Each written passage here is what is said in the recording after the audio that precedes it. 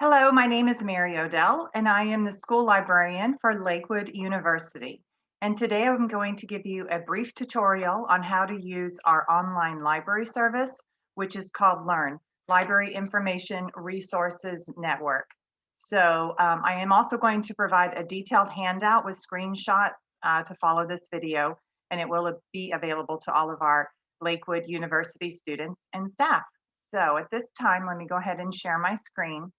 So Lakewood University provides the subscription to LIRN, which is an online database for all of our students so that you can successfully search for scholarly and valid resources. So instead of going to Google and doing a Google search for something, you can be assured that if you find an article or a resource within LIRN, the databases that we have with this company, you can be sure that it is a scholarly article and something that is definitely valid for you to use in your academic writing. All right, so there are three ways to access LIRN.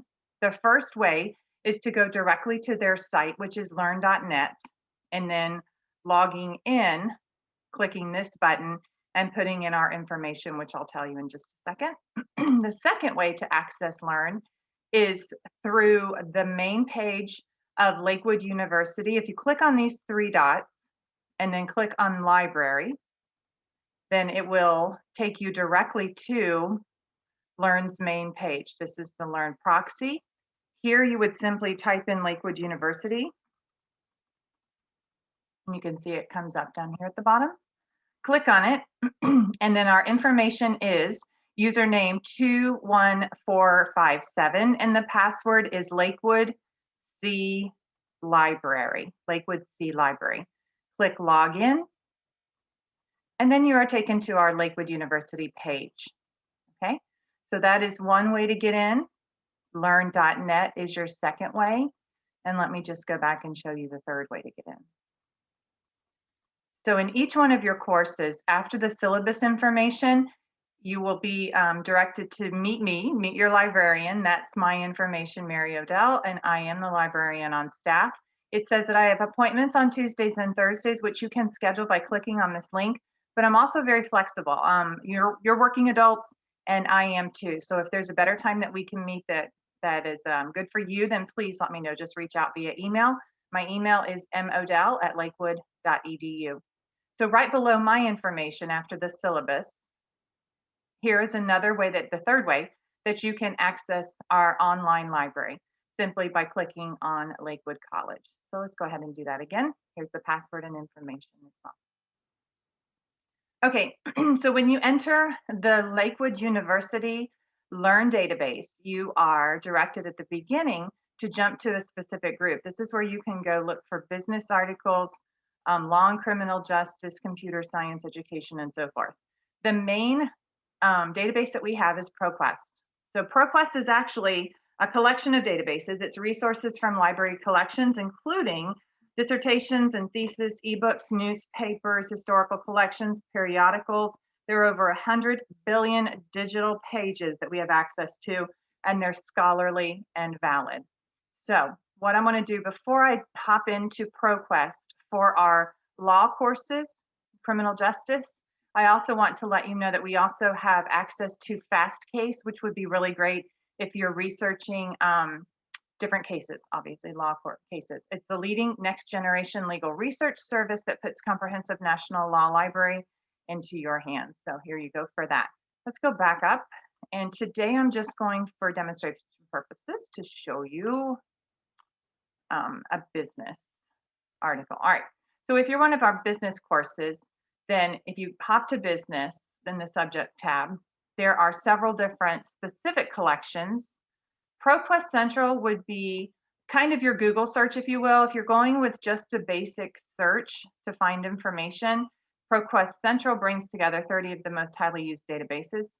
So this would be a good place to start. Today, I'm going to show you the research library, which is specifically for business. There's also ProQuest Central and some of the other, here's another research library for science and technology and so forth. Okay. So let's hop into the research library for business, and then I'll show you how to navigate ProQuest Central or ProQuest. So here we are in the research library for business. It automatically defaults to the basic search. You can also do an advanced search where you can put in your Boolean um, words, here we go, your Boolean terms, and or not. And sometimes when you do that, it will narrow down your results, which is good. But I'm going to go back. You can also, if you can see, as you go into the advanced search, you can choose different types of documents, different types of sources, and so forth. So it's good to just kind of play in here a little bit. But let me just show you for today the basic search. All right. So here it tells you that we can cover these particular subjects in this particular database. So mostly business topics, of course, because we're in the research library for business. I always recommend to my students to click full text to set these parameters of full text. And then peer reviewed is also great because that tells you that people in that particular business or in that field have reviewed this article and they agree that it is scholarly. So if I'm going to do a search today, I'm just going to take financial crisis and I'm going to type in 2005 and then let's do a search and see what comes up. I want to show you some ways to filter down your results and then we'll get into one of the articles so I can show you some features as well. Okay, so as you can see, we have 44,000 results. Again, I limited to full text and peer reviewed, but it shows me specifically the source types so I can see more if I want to, if I'm looking for a scholarly journal or a magazine, a trade journal, papers, and so on.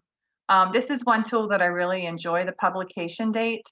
Depending on what it is you're researching, you might want to get something that's more current. It just really depends on what it is that you're researching. So you can see that it's set here to 1992.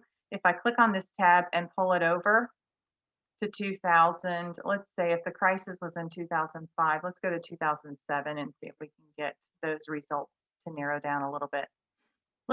It narrows it down to 39,000. All right, so there are other ways that you can filter publication type, title, document type, subject, and so forth.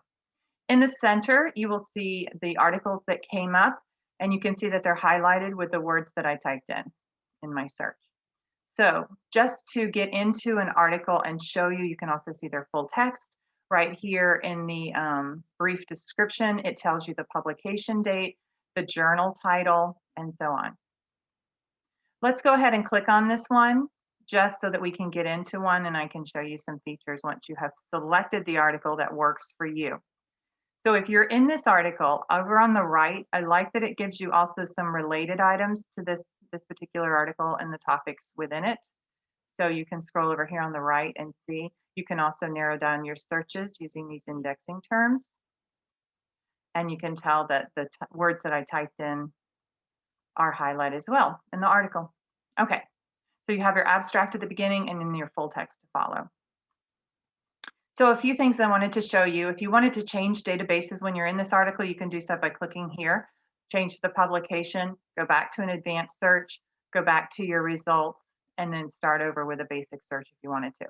Here's your publication date, and then here are some neat features that I wanted to show you. You can download this PDF if you want this file or this article. You can cite it, email it to yourself or somebody else, and print it. This is my favorite thing in our LIRN library and in ProQuest. If I click on the citation, so when you're citing sources, of course, you want to make sure that you do that for your academic writing so that it gives your paper validity. If you take information from somebody else's work, if you paraphrase it, if you summarize it, or if you directly quote it, you need to make sure you give them credit.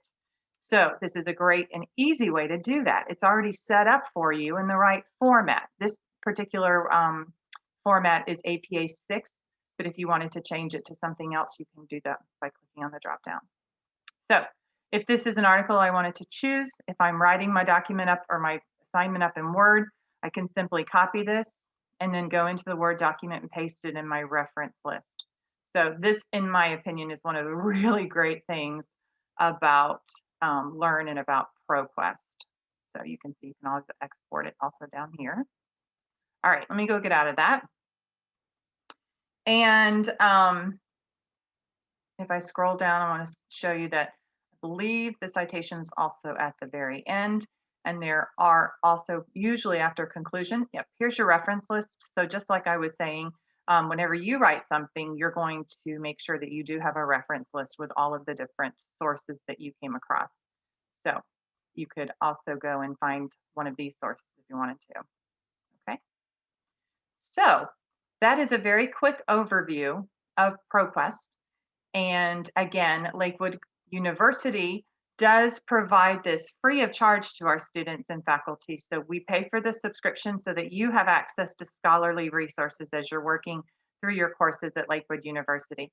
So one more time, if you need to get a hold of me, my name is Mary Odell, and I am the librarian for Lakewood University. Here's my information. My email is modell@lakewood.edu. So please feel free to reach out to me anytime you need help.